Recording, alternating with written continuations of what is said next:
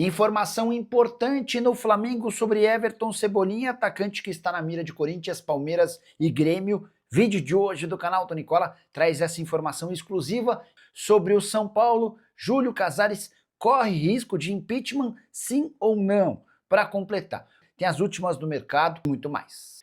Fala aí pessoal, sou Jorge Nicola, bem-vindos a mais um vídeo do canal, sempre bom ter vocês por aqui. Sem perder tempo, pedir para deixar like, se inscrever no canal e ativar as notificações. Preciso te contar agora se existe alguma chance de Júlio Casares sofrer impeachment no São Paulo. Esse assunto passou a ser discutido desde a semana passada, quando o Tricolor tomou 6-0 do Fluminense no Rio de Janeiro. Pouco tempo depois, 41 conselheiros do São Paulo fizeram um abaixo-assinado pedindo que o Casares renuncie. Essa possibilidade está completamente descartada. O presidente do São Paulo nunca pensou nem cogitou abrir mão do seu mandato. Ele é presidente do São Paulo até 31 de dezembro de 2026. Queria contar ainda que o Casares está animado com as notícias que virão daqui para frente. O São Paulo deve fechar a temporada com redução da sua dívida total, que nesse momento é de 55 milhões de reais, além de registrar superávit pela primeira vez em bastante tempo. Mas dentro do São Paulo, a campanha pela saída do presidente continua. Durante o último final de semana, sócios levaram uma faixa e a mostraram dentro da sede social do clube, exigindo a saída do Casares. Para que o Casares sofra o impeachment, há necessidade de uma votação no Conselho Deliberativo com a aprovação de pelo menos 75% dos membros do CD. Algo completamente fora da realidade. Embora tenha perdido apoio político recentemente, o Júlio ainda tem maioria. Dentro do Conselho Deliberativo não há nenhuma chance, no momento, de 75% dos conselheiros votarem a favor da saída do presidente. Alvo de Corinthians, Palmeiras e Grêmio, Everton Cebolinha deve ser vendido pelo Flamengo ainda em 2025. E aqui vem uma informação exclusiva: se não o fizer, o Flamengo será obrigado a pagar mais 1,5 milhão de euros ao Benfica. A gente está falando de mais ou menos 9 milhões e 400 mil reais. Vale a lembrança de que quando comprou do Benfica em 2022, o Flamengo já desembolsou 13 milhões e meio de euros. Para que o pacote total do Cebolinha não chegue a 15 milhões de euros, o rubro-negro decidiu vendê-lo agora no mês de dezembro. E é importante contar que o Benfica lá atrás, quando da negociação, incluiu uma cláusula que obriga o Flamengo a fazer esse pagamento de 1,5 milhão de euros caso o Cebolinha ainda esteja no elenco do Fla a partir de 1º de janeiro de 2026.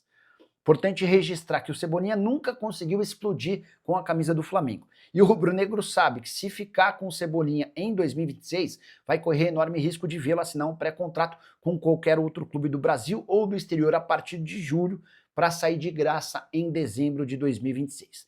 Para não correr o risco de perder 15 milhões de euros, o Flamengo decidiu vendê-lo agora, em dezembro, mesmo com cifras inferiores aos 13 milhões e meio de euros praticados quando da compra junto ao time português.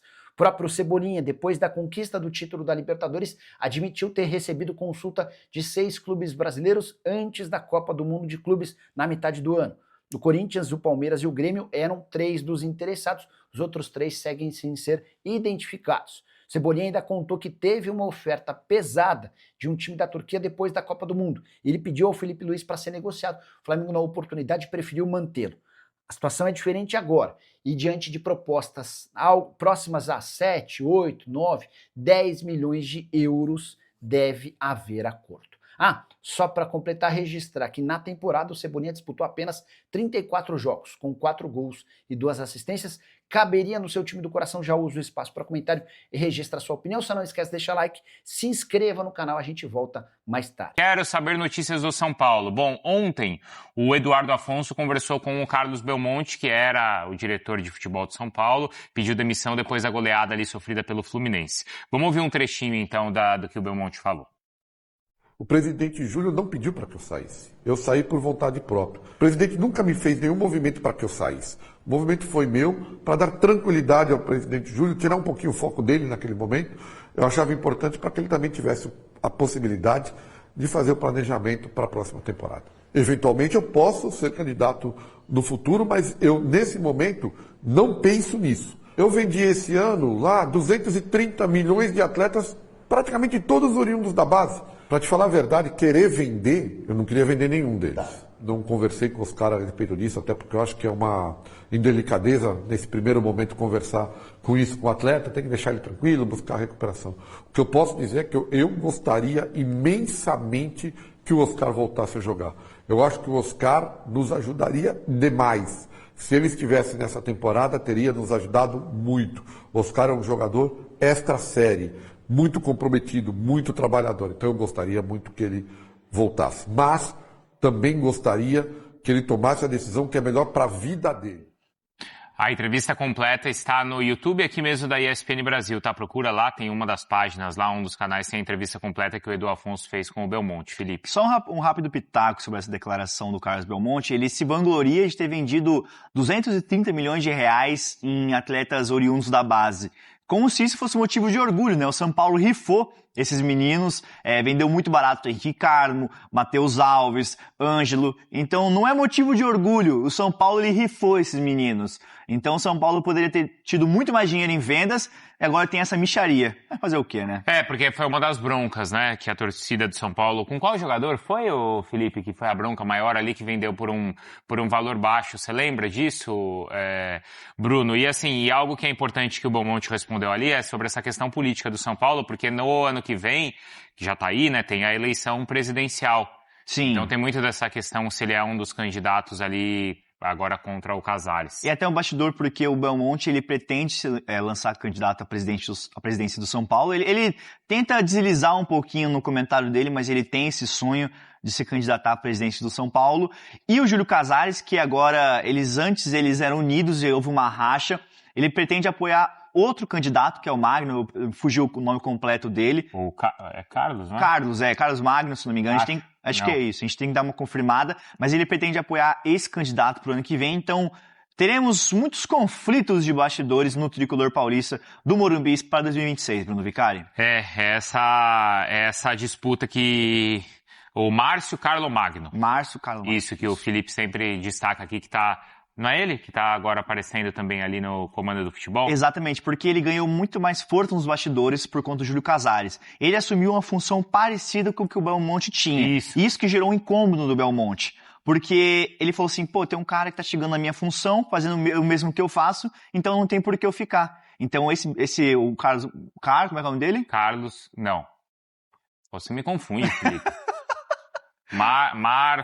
Márcio Carlo Magno. Márcio Carlos Magno, ele tá ganhando muita força nos bastidores e é um dos favoritos nessa corrida à presidência do São Paulo em 2026. A gente tava ali na Libertadores, Felipe, quando o São Paulo perdeu, mas o Rui Costa, ele continua, né?